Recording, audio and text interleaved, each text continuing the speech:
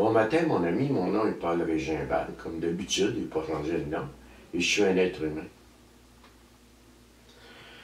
Lors de notre dernière capsule vidéo, on a clos notre 5e étape. C'est sûr que quand on dit clore la 5e étape, ça ne veut pas dire que c'est fait à la perfection. Ça veut dire que c'est fait avec rigueur, au meilleur de mes connaissances, au meilleur de mes possibilités. Au fil de ton cheminement, un petit peu plus tard, tu vas avoir une 10e étape, qui dans le fond est la poursuite de ta 4e et de ta 5e. Tu vas la poursuivre au quotidien, mais il y a aussi des affaires qui vont apparaître plus clairement, que tu n'avais pas vu dans ta 4, que tu n'avais pas vu dans ta 5. Tu sais, faire du nettoyage intérieur, moi je compare ça à enlever des pierres dans un champ. Tu sais, tu travailles tout l'été, tu as enlevé toutes les pierres qu'il y a là, puis tu te dis le printemps prochain, tu vas être prêt à semer. Tu arrives le printemps d'après, tu as encore plein de roches. En enlevant les pierres du dessus, ça a permis à celles d'en dessous de monter. Tu comprends? Ça va être de même jusqu'à temps qu'il n'y en ait plus. Sauf qu'il va en avoir de moins en moins. Donc, tu as clos ta 4e, ta 5e étape. Tu as eu un bel entretien avec ton témoin lucide. Ça a pris le temps que ça a pris. Tu as fait ça avec ton cœur. Et là, tu as sûrement constaté une chose que moi j'avais constatée. À quel point j'étais en guerre contre moi. À quel point j'étais divisé contre moi-même. À quel point j'étais rempli de conflits, de contradictions. À quel point j'étais toujours en lutte contre moi-même. Et dans la plupart des cas, parce que ça aussi je l'ai vu en 5e étape, pas toujours, mais dans la plupart des cas, c'était pour plaire aux autres. C'est pas des hosties de farce, tu sais. Pour plaire aux autres, me changer pour être plus accepté des autres. Tu comprends? Même pas pour moi, là. Suite à notre 5e étape, on va arriver à ce que moi j'appelle les 2 étapes de la pacification. Selon moi, à part la première étape, ce sont les 2 étapes les plus difficiles d'accès du mode de vie. Parce qu'elles vont à l'encontre d'à peu près tout ce qu'on nous a appris comme système d'enseignement. Tu sais, si tu veux, tu peux. Dans certaines circonstances, c'est vrai. Mais c'est pas une vérité intrinsèque, cela, là. Tu sais, il y a des choses devant lesquelles moi, je suis impuissant. 6e et 7e étape, ça dit ceci. Nous avons pleinement consenti à ce que Dieu élimina tous ses défauts de caractère. 6e étape, c'est ça. 7e étape, nous lui avons humblement demandé de faire disparaître nos déficiences. On va tout de suite régler quelque chose. Un défaut de caractère, c'est pas une déficience, mais une déficience, c'est pas un défaut de caractère. Qu'est-ce qu'une déficience? Bon, on va faire un parallèle, si tu veux. Imaginons que j'ai une jambe qui est plus courte que l'autre. Ça, c'est une infirmité, c'est une déficience. Si je ne porte pas de souliers adaptés, je vais donc boiter. Boiter le défaut de la démarche dû à une déficience qui est j'ai une jambe plus courte que l'autre. Bon, maintenant, transposons ça au niveau des défauts de caractère, des déficiences dans le comportement. Je m'appelle Paul, puis je suis habité d'un profond complexe de crainte. Donc, je suis rempli de peur. C'est pas des défauts de caractère, ça. C'est des déficiences. Je manque de confiance, je manque de foi. Tu comprends? En moi-même, en la vie, aux autres, en Dieu, whatever. Ça, c'est une déficience. J'ai pas pris ça dans une boîte de popcorn, moi, cette déficience-là. Cette déficience-là, moi, elle vient de grandes carences. Et ces carences-là viennent de négligence, de blessures. Quoi qu'il en soit, de cette déficience-là, imaginons le complexe de crainte, ben va naître une panoplie de peur et une panoplie de défauts de caractère. Entre autres. Un être contrôlant, contrôle est un défaut de caractère, C'est quelqu'un qui est habité d'un paquet de peurs. C'est quelqu'un qui a peur. Parce que si tu n'as pas peur, tu ne contrôles pas comme ça. Tu comprends? C'est pas nécessaire. L'insécurité affective, déficience. Le défaut de caractère, bien, un des défauts de caractère, ben, m'a développé un paquet de comportements en fonction du fait de ne pas être abandonné, délaissé, rejeté. Donc, je peux devenir hypocrite, je peux devenir menteur, je peux devenir caméléon, je peux... Tu sais, c'est facile de me juger dans mes défauts de caractère, mais 6e et 7e étape vont m'apprendre à voir les choses par le milieu, à aller plus loin que le jugement, que la condamnation que je me porte. Vois-tu? 6e étape. Nous avons pleinement consenti à ce que Dieu élimina tous ses défauts de caractère. Cool. 7e étape. Nous lui avons humblement demandé de faire disparaître nos déficiences. Ce que ça va supposer, c'est qu'un coup que tu as clos ta 5e étape, qu'elle est terminée, un coup que tu as brûlé tes feuilles de ressentiment et ce qui était rendu inutile parce que ça appartient à ton passé tout simplement. Ce qui devrait rester de ta 5e étape, ben c'est la nature exacte de tes torts vis-à-vis toi-même, la nature exacte de tes torts vis-à-vis des autres, tes défauts de caractère, tes déficiences, du moins ceux que tu as trouvés, tes limites, on va parler de ça un petit peu plus loin, ok?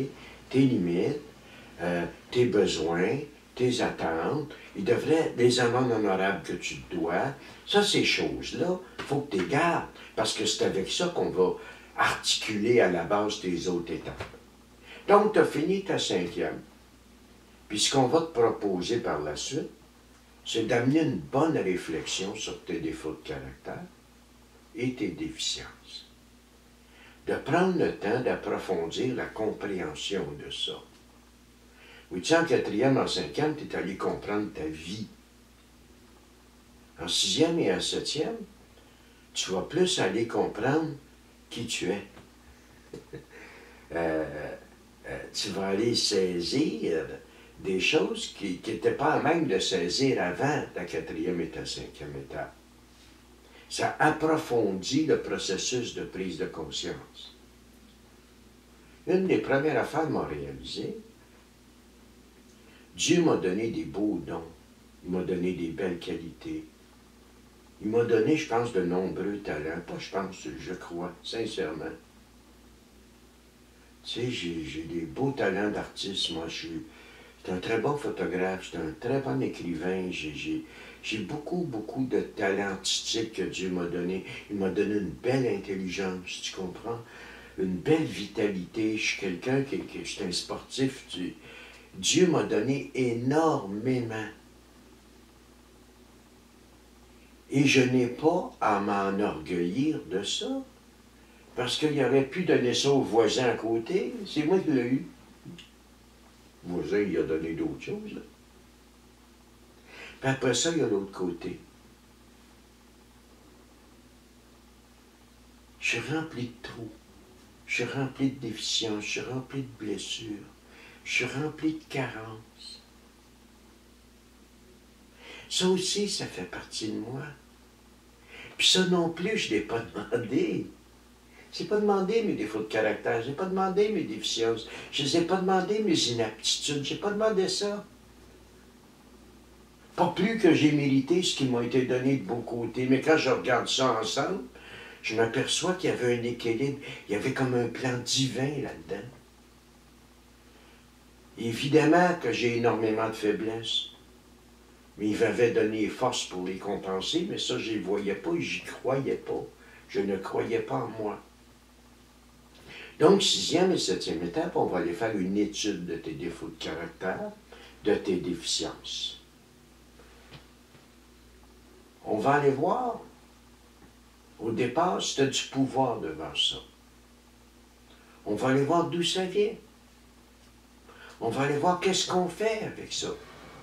Tu sais, première approche, c'est travaille tes défauts de caractère. Et sacrément, lève-toi de bonne heure. OK? Tu ne crées pas, choisis deux de tes défauts de caractère, là, les pires. Mets-les sur ton frigidaire, sur ton mur, puis promets-toi qu'aujourd'hui, tu ne le fais pas. Tu vas être dedans dans 5 minutes. Je n'ai pas les moyens de corriger ça par la force de ma volonté personnelle. C'est faux. C'est sûr que je vais avoir quelque chose à faire. On va voir ça un petit peu plus loin des étapes. J'ai ma part là-dedans. Mais ça appartient à Dieu, ça. 6e étape. Nous avons pleinement consenti à ce que Dieu élimina tous ces défauts de caractère. Ça laisse supposer ceci, que je suis impuissant devant mes défauts de caractère et que je vais le remettre aux soins de Dieu tel que je le conçois. C'est une première et une 3e étape sur mes défauts de caractère. Génial, hein? Est-ce que ça veut dire ça, que, exemple, je suis quelqu'un d'agressif, ben là, on me permet, sous prétexte que je suis fait de même, c'est pas de ma faute d'être agressif avec tout le monde. Non, non, c'est pas ça que ça veut dire. Ça veut juste dire comment mettre mes énergies à travailler d'autres choses que de travailler le négatif. Même si je broyais pendant 20 ans qu'il n'y a pas de semences dans le champ, qu'il ne pousse rien, tant que je n'en mettrai pas des semences, tant que je n'aurai pas une action positive, une action créatrice, il n'y a rien qui va pousser dans le champ. Donc, au préalable, tu as sorti tes défauts de caractère et tes déficiences, tu en as sorti une bonne gang dans ta 5e étape. Ben, tu vas rencontrer ton parent à nouveau, peut-être à plusieurs reprises, sur des périodes plus courtes. Puis vous allez parler de ça ensemble. Tes défauts de caractère, puis tes déficiences, puis tes grandes blessures que tu as vues en 5e étape, en 4e étape. Comment c'est de marquer au fer rouge, tu comprends? Comment c'est ancré dans toi. Moi, j'étais un petit gars qui... Je me rappelle pas, il y en a eu des journées, là, mais je me rappelle pas qu'il n'y ait pas eu une journée que je me suis pas fait chicaner, blâmer, ou battre, ou menacer d'être battu. J'étais jamais correct. Tu comprends que j'ai été marqué au fer rouge avec ça, moi? Donc, j'ai développé un défaut provenant de cette insécurité-là. J'ai développé le défaut d'être quelqu'un de très susceptible. J'étais tout le temps en réaction, prêt à me défendre, prêt à me justifier. Puis, hey, tu comprends, le moindre critique pour moi est une attaque. Je te dis pas que c'est correct. Ce que je te dis, c'est regarde d'où ça vient. C'est ancré dans mon cerveau, dans le tapis. Même si je m'accusais d'être un asti susceptible et tata, ça ne changera rien. Au contraire, ça va juste amplifier, va continuer à me traiter comme on me traitait. M'avoir envers moi des comportements qui vont dans le sens d'amplifier mon défaut de caractère. Donc, tu vas prendre le temps, après ta 5e étape, de t'asseoir avec le témoin lucide comparé. Puis de jaser la formulation de la 6e et 7e étape, puis de jaser de l'esprit de la 6e et 7e étape, puis de regarder à quelle place ça s'applique pour toi. Pour aujourd'hui, là, on va arrêter ça là. Mais on va y revenir, c'est pas le seul petit vidéo qu'on fait là-dessus. Le prochain va être là-dessus aussi. Fait que je te souhaite une belle journée.